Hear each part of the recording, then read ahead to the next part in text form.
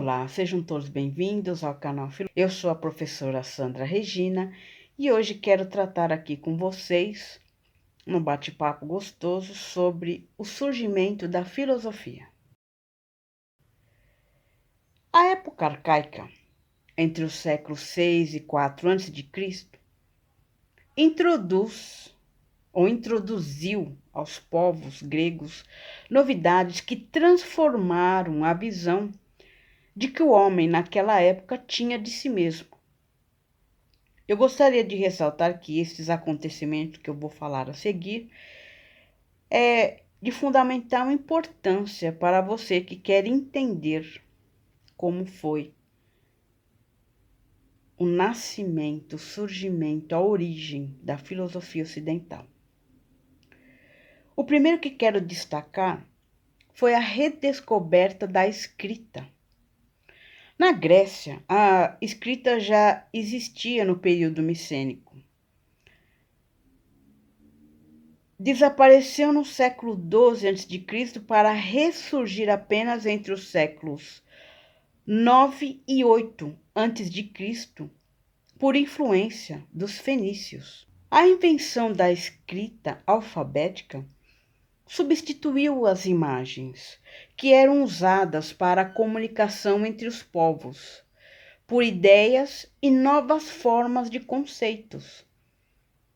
Transformar a ideia em um pensamento abstrato em escrita promove o compartilhamento de ideias que se fez tão necessária para a filosofia.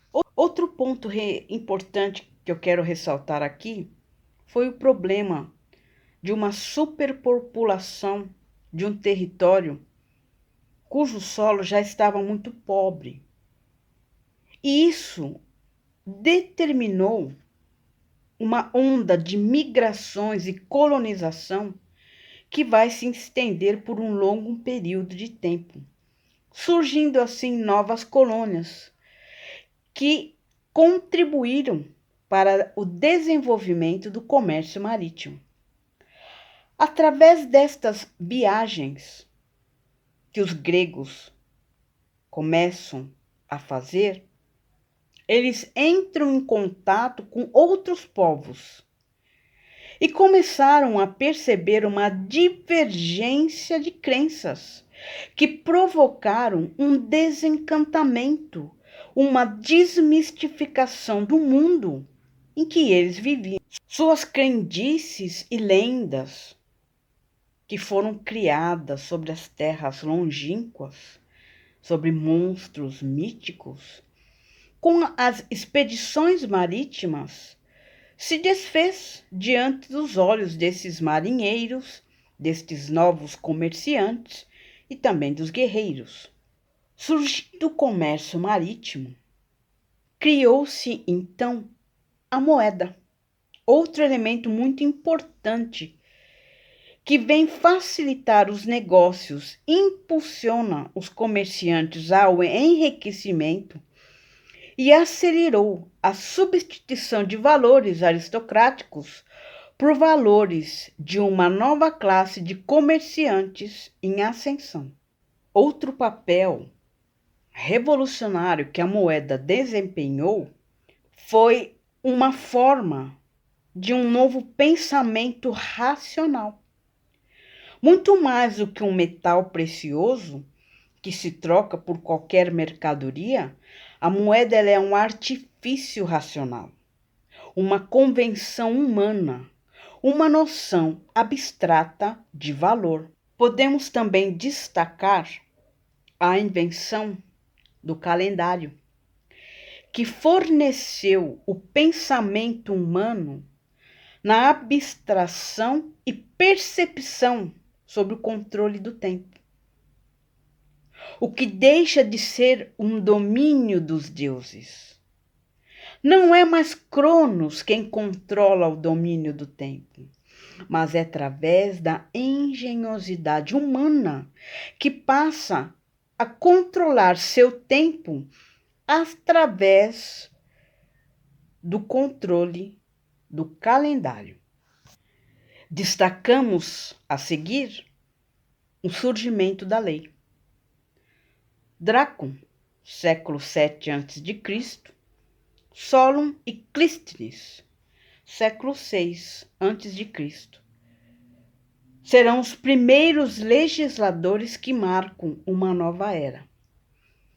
A justiça até então, dependente da arbitrariedade dos reis ou de uma interpretação divina, ela agora é codificada numa legislação escrita, o que passa a ser uma regra comum a todos.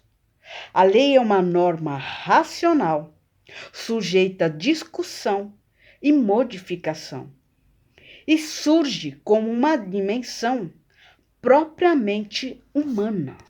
Porém, as leis e as reformas provocadas na legislação de Clístenes possibilitam o fundamento da polis sobre uma nova base. A antiga organização tribal ela é abolida e estabelecem-se novas relações, não mais baseadas na consanguinidade, mas determinadas por uma organização administrativa. Um outro importante momento foi o surgimento da polis. O surgimento da polis foi um acontecimento decisivo para a origem da filosofia. A sua originalidade está no fato de ter como um centro principal de atuação a ágora, que era nada mais do que uma praça pública, um espaço onde eram debatidos os problemas de interesses comuns. E o que está sendo elaborado, na verdade, é um novo ideal de justiça, pelo qual todo cidadão tem o direito de se expressar, de participar. Esta nova noção de justiça assume, então, um caráter político, não apenas moral. Ou seja, essa nova noção de justiça não diz respeito somente ao indivíduo, mas agora ela passa a referir-se à sua atuação na comunidade. Assim ficava garantida a isonomia. E o que é uma isonomia? A isonomia é a igualdade do cidadão perante a lei. E ficava também garantida a isegoria, que é a igualdade que o indivíduo possui de manifestação na eclésia. O indivíduo, então, passa a ter o direito da palavra na assembleia, fazendo, então, surgir o quê? O nascimento da política. Expressar-se por meio de debates faz nascer a política, que permite que o indivíduo teça o seu destino numa praça pública. O apogeu da democracia ateniense ocorreu por volta do século V a.C., já no seu período clássico. E é bem verdade que Atenas possuía 500 mil de habitantes, aproximadamente dos quais 300 mil eram escravos, 50 mil metecos, estrangeiros. E excluídas de participar desta democracia eram as mulheres e as crianças. Então restavam apenas 10% de cidadãos propriamente ditos e capacitados para decidir por todos. Por isso, quando falamos em democracia ateniense, é bom lembrar que a maior parte da população se achava excluída deste processo político. Sendo assim, podemos perceber que a filosofia ela é a filha da cidade, da polis. Na passagem do mito à razão, notamos que o uso comum de certas estruturas de explicação sofre uma ruptura quanto à atitude das pessoas diante de tais pensamentos. O mito era uma narrativa cujo conteúdo não se questionava, enquanto que a filosofia, ela problematiza, ela convida à discussão. A filosofia, ela rejeita o sobrenatural, a interferência de agentes divinos na explicação dos fenômenos. A filosofia, ela busca a coerência, a definição rigorosa dos conceitos. Nesta nova abordagem de busca pelo que é real, surge o pensar filosófico. Podemos ainda, através deste processo, notar uma vinculação entre a filosofia e a ciência. Mas isso nós trataremos no nosso próximo vídeo, onde vamos conversar, vamos falar sobre os filósofos pré-socráticos. Espero que tenham gostado. Se gostaram, deixe aquele joinha, aquela curtida, assinem o nosso canal